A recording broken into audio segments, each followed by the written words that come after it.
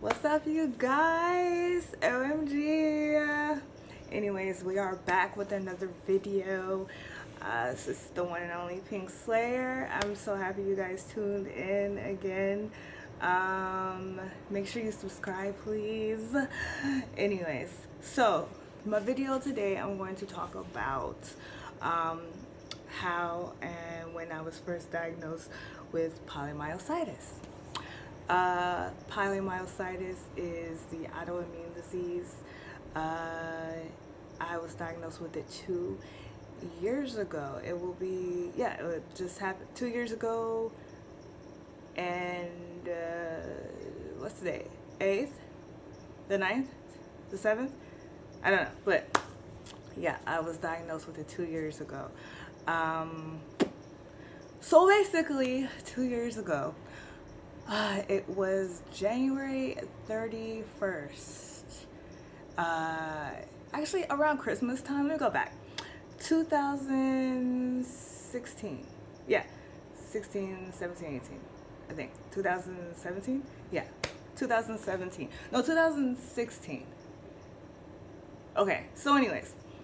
I was 2 years ago. We're just gonna say 2 years ago. Back in I think it was 2016 or 2017. I don't know. I was having complications, not complications, but I wasn't feeling good.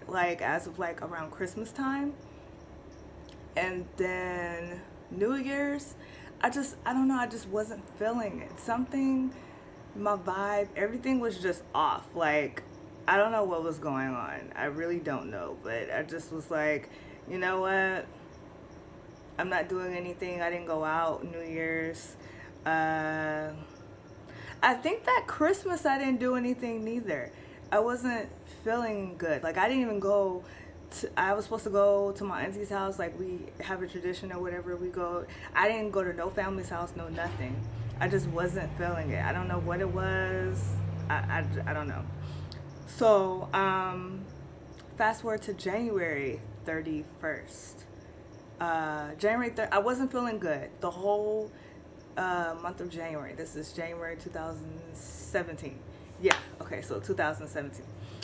I just wasn't feeling good, and I don't know, I just wasn't feeling good. January 31st then. Yeah, so January 31st. In the morning time, I woke up, and let me tell you how this was the most scariest thing of my life. That shit was it was really scary. I woke up and I had no feeling in my legs. No feeling. I didn't know what was going on. I woke up, I looked at myself actually. I looked, my arms were big and puffy.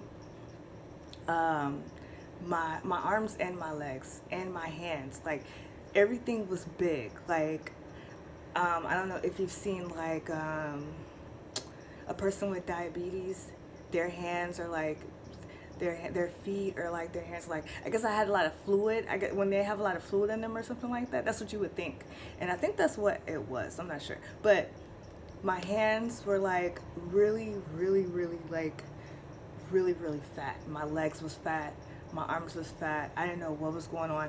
I called my auntie and I was like, I can't feel my legs. I literally cannot walk. I don't know what was going on. I didn't know what I should do. I tried to move. My son was here. We didn't know what to do. Ended up in the ER, the emergency room at Cedars-Sinai. Shout out to them. My auntie came and got me, so I ended up at the ER or whatnot. And they took care of me very well. It was busy that day. Oh my gosh, I'll never forget. It was super busy. And I'll never forget, they had me in a wheelchair because, like I said, I didn't have any feeling in my legs. And they helped me get in the wheelchair, and they helped me with the processing and stuff. My son, I was crying because I was so forget about myself. I understand I was big and puffy. That's freaked me out too. But I was kind of freaked out because of the fact that I was about to leave my son. My son was, I didn't know what to expect. And my son, this was gonna be my first time being away from him. So he left with my aunt. My aunt was taking care of him until we figured out what was going on. So I was at the hospital by myself. Um, they checked me into the ER. They took a look at me. They ran tests. Everyone was really calm about it. Like even the nurses and the staff there, they were calm. So I'm thinking like, okay, it's nothing, I guess. Like, yeah. So they did the blood test. They couldn't understand. Everything came back normal. They didn't know what was going on. So, you know how Cedars-Sinai is like it's a private hospital or whatnot. But in certain hospitals, like if you're like near like a death, I think it's like a near death experience or something like that, like you have to stay wherever you are. They're gonna admit you. So the doctor admitted me because they was trying to figure out like what was going on. Why was I so like buff? And so they did test after test. Everything came back straight. For a couple of days, they were doing it. And they were trying to get me to move my legs. They did all type of like knee tests, and we found out I had like fluid in my legs and my knees, and they didn't know. They were trying to get it to move. They even like put some incisions in my knees and trying to get the fluid out because they thought that's what it was. I had blood transfusions. I had all type of stuff. I had they thought, oh, okay, maybe it was because I had lymph nodes in my groin area. So they thought, okay, maybe that's the reason why. So they did surgery on, they took a lymph node out to see, okay, maybe they were trying to see if that was the cause of it, of me being buff or whatever, me not being able to walk. Like everything was just strange.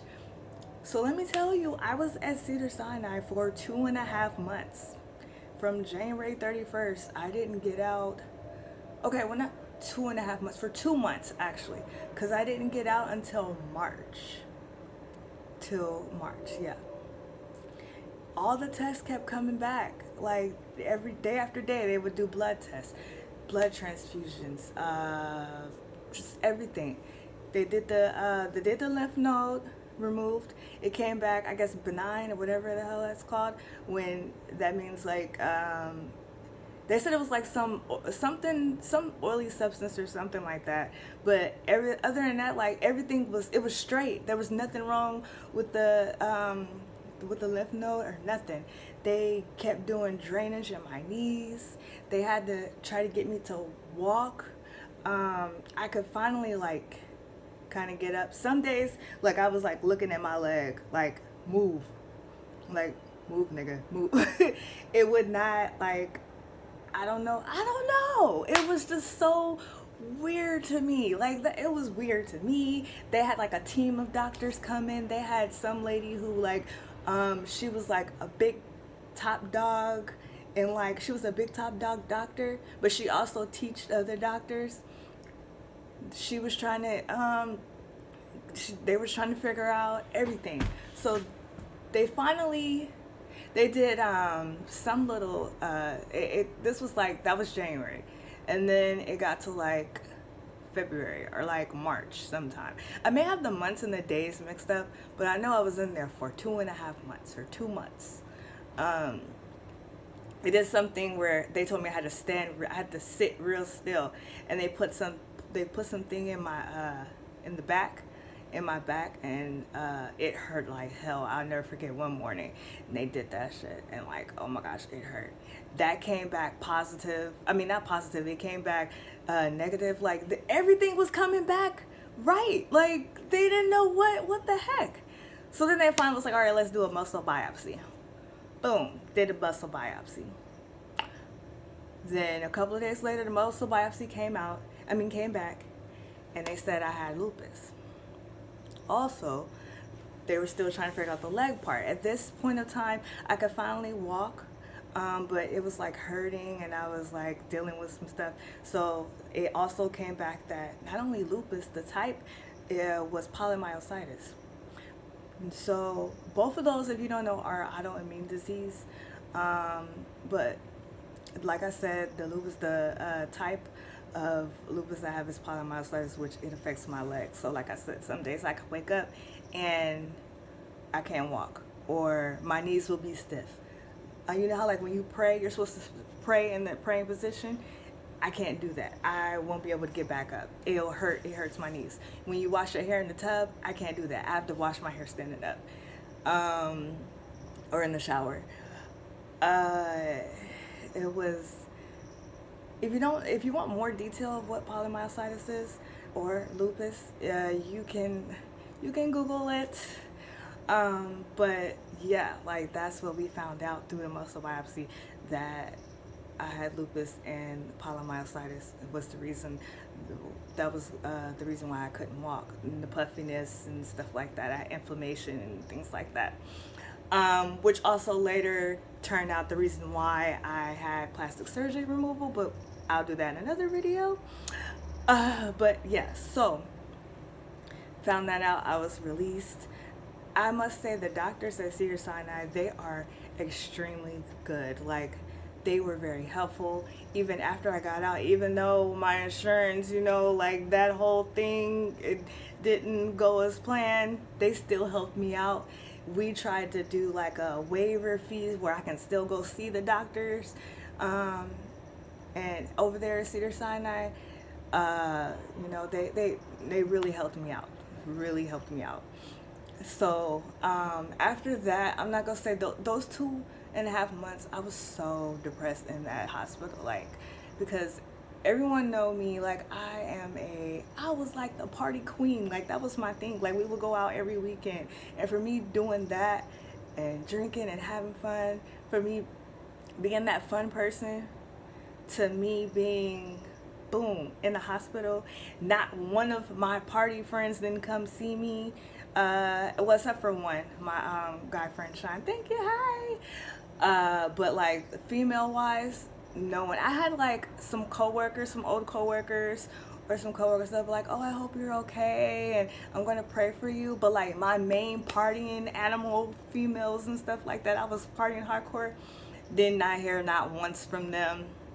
Not at all. And it's funny now because now that I'm all well, some of them do hit me up. Yeah, that was just like a really tough part of my life, like that I went through. That was my first time me being away from my son. Not only in the hospital, once I got out, he wasn't with me.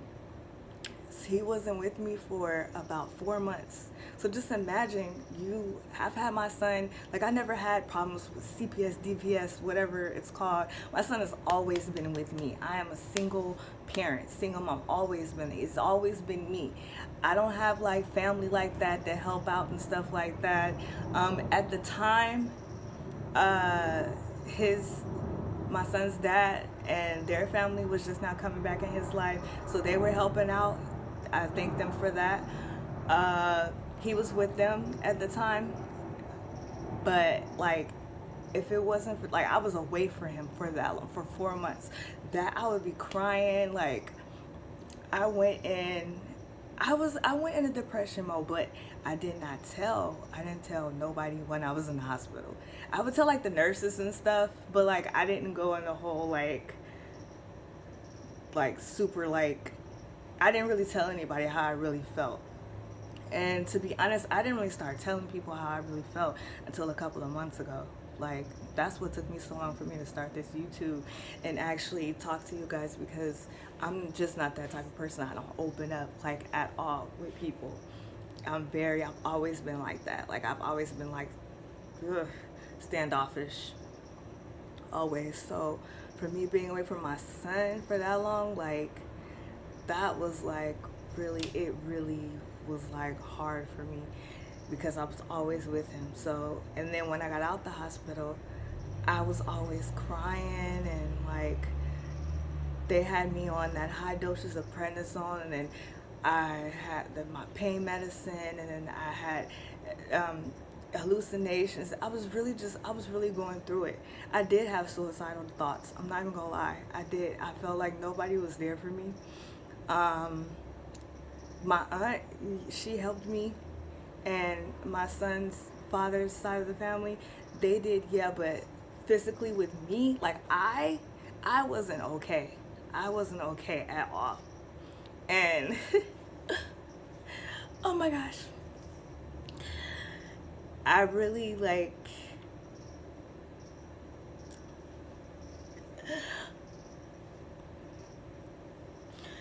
it was it was difficult for me because I never had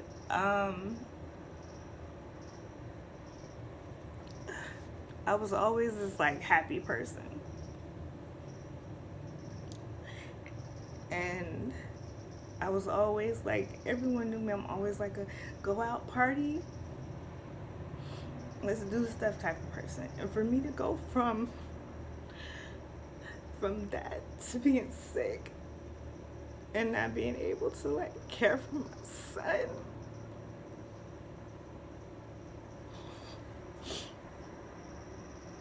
I'm sorry, this is my first time talking about it.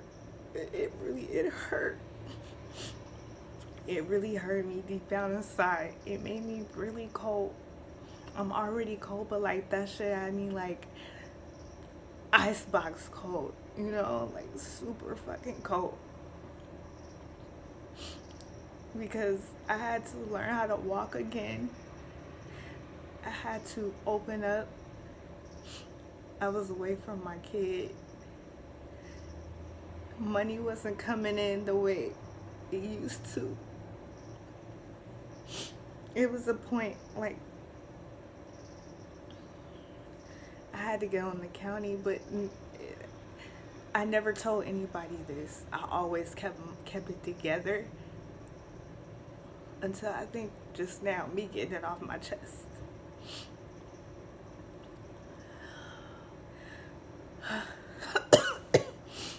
But I can say that I'm stronger. It made me the person that I am today. Do I still have, yeah, there is times where I wake up and, you know, sometimes I'll be depressed, or there'll be times where I wake up and I can't move, or like my fingers, like just the other day, like I had things going on with me, and like I couldn't take my son to school. Luckily I have friends who were able, well, I had someone who was able to take him, but it's just the fact that like how you can go from having everything and being everything until boom, you're like on bed rest for a long time, and then you're always having surgeries back to back, and it really takes a toll on you, you know. And it's funny because I was just this healthy person. I never thought about like sick people. I'm not even gonna lie. I was just like, oh, she's sick. Oh, dang, that's sad. But like in these past 2 months, I have seen the hospital more. I've been to the hospital and seen the hospital and been in the rooms more than I've been to work. Okay, and that's just being honest. Like, is something else. It's really something else. But yeah, that's really it. I hope you guys enjoyed this video. As you can see, like, I'm not a crier. I tried like a little bit. I was like, those were like that. I was really like, ugh. But I'm just not that type of person. I'm a tomboy. I don't do that. I don't know. We don't show emotion. I know I don't. I don't have time for that. You got to keep going. At the end of the day, God is not going to put me through something that he know that I can't handle. He knew I could handle that. And I'm still handling it. I may not be handling it. I'm handling it better than I was when it first happened. That's for sure. But it just shows, like, if you're going through something out there, God is not going to put you through something that you can't handle at all. So stay up, keep prayed up. Thank God also for everything that you're going through, and you'll be okay. I'm okay. I'm still making it. I'm still hanging in there day by day, but I'm doing it. I'm handling it. So thank you for tuning into this video. Please subscribe, thumbs up to this video, and I will see you for the next one.